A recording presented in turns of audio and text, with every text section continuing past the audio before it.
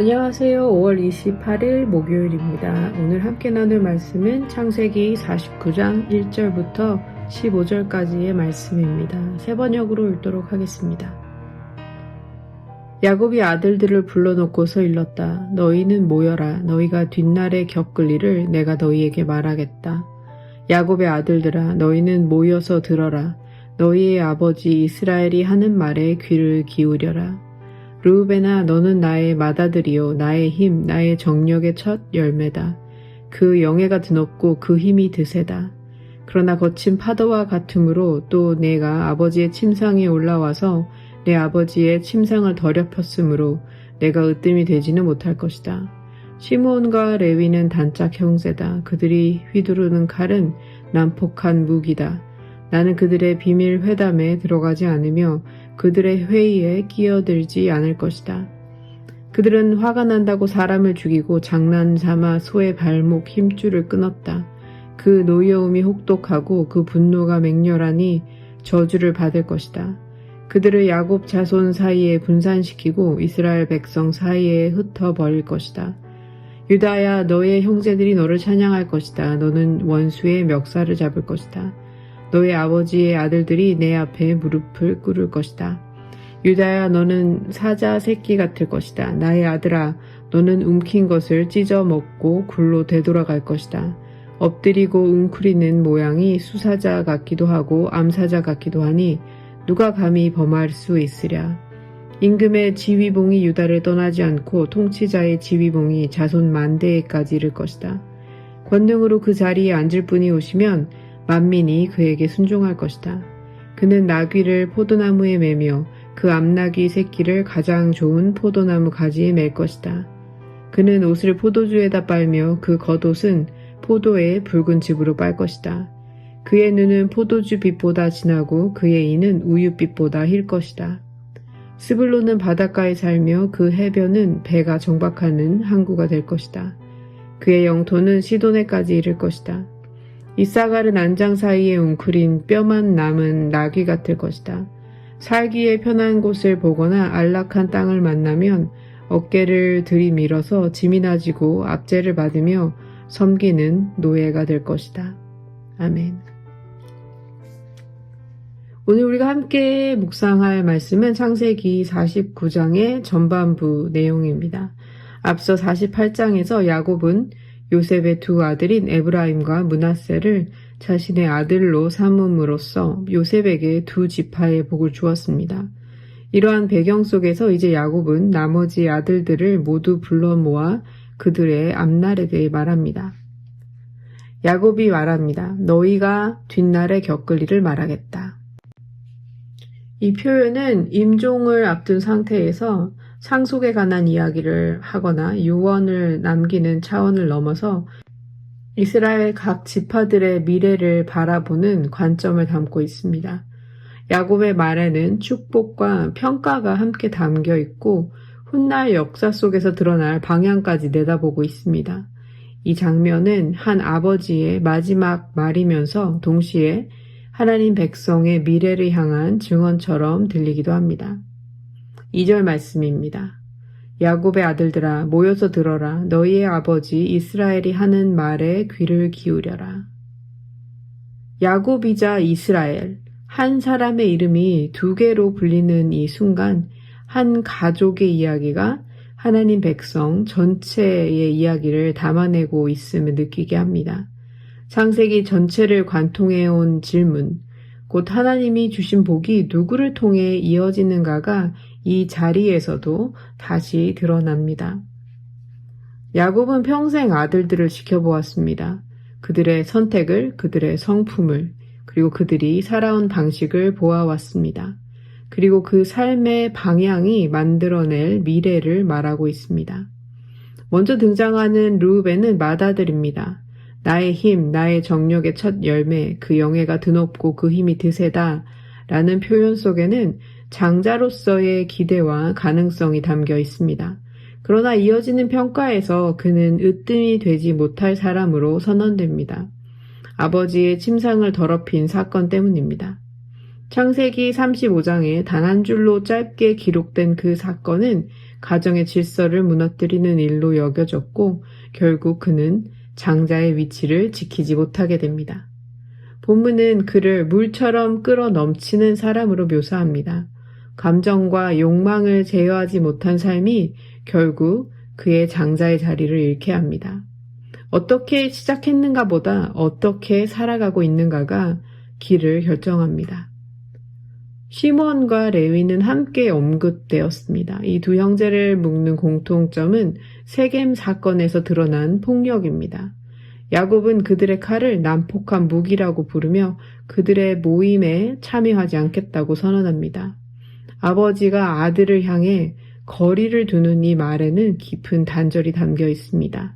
이들의 분노는 정의가 아닌 폭력, 공동체를 위협하는 방향으로 드러났었고 그 결과는 흩어짐으로 이어집니다. 실제로 훗날 시므온 지파는 인구가 크게 감소하고 독자적인 영토를 갖지 못한 채 유다 안에 흡수되었습니다. 레위 역시 땅을 분배받지 못하고 흩어집니다. 공동체를 무너뜨린 선택의 결과입니다. 그러나 이야기는 여기서 끝나지 않습니다. 레위 지파는 이후 시내산에서 하나님을 향한 열심으로 방향을 돌이키며 제사장 지파로 세워집니다.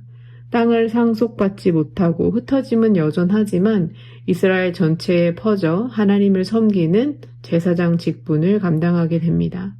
같은 열심이 어디를 향하는지에 따라 결과는 이렇게 달라질 수 있습니다. 이어 유다가 등장합니다. 넷째 아들로서 앞에 선 형들보다 어떻게 보면 그렇게 두드러진 위치는 아니었을지 모르겠습니다. 그리고 우리는 그가 어떤 사람이었는지 이전의 본문들을 통해 잘 기억하고 있습니다. 형들이 요셉을 팔자고 할 때 그 자리에 있었고 창세기 38장에서는 며느리 다말 앞에서 부끄러운 민낯이 드러난 사람이었습니다. 그러나 유다는 책임을 회피하던 자리에서 벗어나 요셉 앞에서는 베냐민을 살리기 위해 자기 자신을 내어놓기도 하면서 이제는 누군가를 대신해 희생을 감당하려는 변화도 보였습니다. 야곱은 형제들이 너를 찬양할 것이다. 아버지의 아들들이 내 앞에 무릎을 꿇을 것이다 라고 말합니다. 리더십과 통치권이 유다를 향하고 있음을 보여줍니다. 모세오경 전체에서도 유다 지파는 중심적인 위치를 차지합니다. 가장 많은 인구를 가진 큰 지파가 되고 진을 칠 때 앞에 서고 행진에서도 선두에 서면서 땅 분배에서까지 먼저 이름이 불립니다. 유다는 사자로 비유되기도 합니다. 사자는 왕권과 힘을 상징하는 존재입니다. 본문은 조용히 웅크려 있지만 누구도 쉽게 가까이 할 수 없는 모습으로 유다를 그립니다. 이어지는 선언이 그 의미를 조금 더 분명하게 하는데요. 임금의 지휘봉이 유다를 떠나지 않는다. 이 말은 왕권이 유다를 통해 이어질 것을 의미합니다. 그리고 만민이 그에게 순종할 것이다 라는 말은 이 통치가 더 넓은 영역으로 퍼져나갈 것을 암시합니다. 풍요의 이미지도 이어집니다. 포도나무에 나귀를 묶고 포도주에 옷을 빠는 장면은 매우 과장된 표현처럼 들리지만 이 말은 풍성함이 넘쳐나는 상태를 표현합니다. 귀하게 여겨야 할 것들이 일상의 일부처럼 다뤄질 만큼의 넉넉한 모습입니다. 이 모습은 창세기의 에덴 동산의 풍경을 떠올리게 합니다. 하나님이 의도하셨던 충만함과 아름다운 질서가 다시 회복되는 모습, 그리고 회복의 계획 속에는 유다를 통해 세워질 왕의 통치가 있습니다. 이어서 스불론과 이사갈이 등장합니다. 스불론은 바닷가와 연결된 지파로 묘사됩니다. 스불론은 실제로 지중해에 직접 닿아 있었던 것은 아니지만 갈릴리 호수와 인접해 있었고 페니키아 지역과 연결된 지역에 위치해 있었습니다. 이사갈은 강한 나귀로 표현됩니다. 육체적인 힘을 가진 존재입니다. 그러나 선택의 방향이 의문스럽습니다. 그 힘은 좋은 땅을 보고 안락함을 선택해 그곳에 머무는 선택을 하게 되고 결국 그 자리에 머물다가 짐을 지는 삶을 살게 됩니다. 본문은 그를 강제 노동을 수행하는 존재로 묘사합니다. 훗날 이사가 지파는 좋은 땅을 유업으로 받았습니다. 그런데 좋은 땅에 안주하는 삶을 살려다가 결국 정치적 독립성을 잃고 가나안 족속의 압제 아래 강제 노동을 하게 되는 처지가 됩니다. 반면에 유다는 척박한 산지를 받았습니다. 그런데도 왕의 계보가 이어집니다. 좋은 땅을 받고도 그 안락함에 기대어 하나님을 잊으면 자유를 잃은 삶을 살게 된 것을 보니 환경만이 결정적인 것은 아닌 것 같습니다.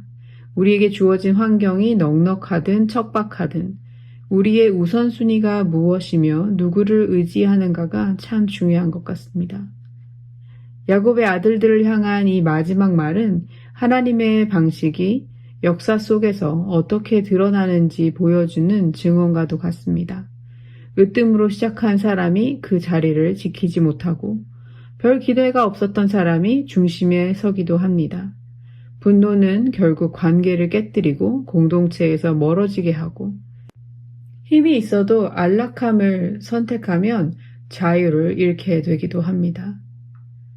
쓴소리도 있고 저주처럼 들리는 말도 있지만 개역개정의 표현대로는 창세기는 이 모든 야곱의 선언을 가리켜 그들 각 사람의 분량대로 한 축복이라고 기록합니다.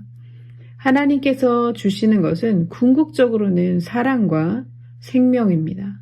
상처 많고 실패 많던 유다를 변화시켜서 메시아의 통로로 삼으신 것처럼 하나님은 우리의 실패 안에서도 여전히 일하고 계십니다. 지금 우리는 무엇을 또 누구를 의지하며 살고 있습니까? 좋은 출발에 만족하고 안주하고 있지는 않은지, 분노가 앞서서 관계를 어렵게 만들고 있지는 않은지, 편안한 환경에 묶여 중요한 것을 놓치고 있지는 않은지 생각해 보게 됩니다. 동시에 이 말씀 속에서 소망을 발견합니다.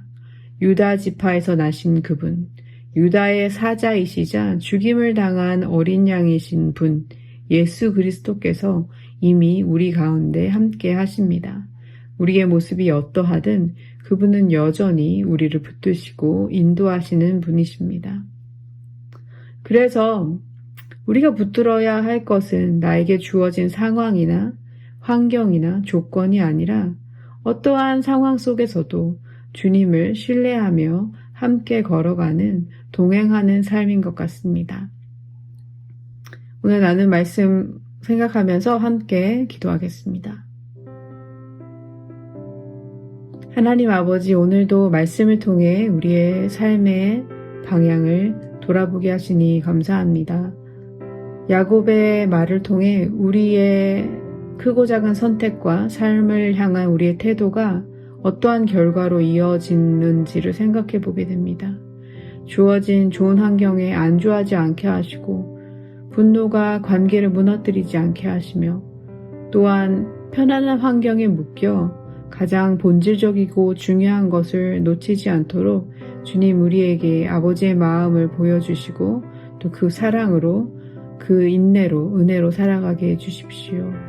우리의 연약함과 부족함을 숨기지 않고 주님 앞에 내려놓습니다. 주님이 기뻐하시는 길을 선택하며 살아가는 우리 모두가 되게 해주십시오. 우리의 모습과 상관없이 여전히 우리를 붙드시고 인도하시는 주님을 신뢰합니다.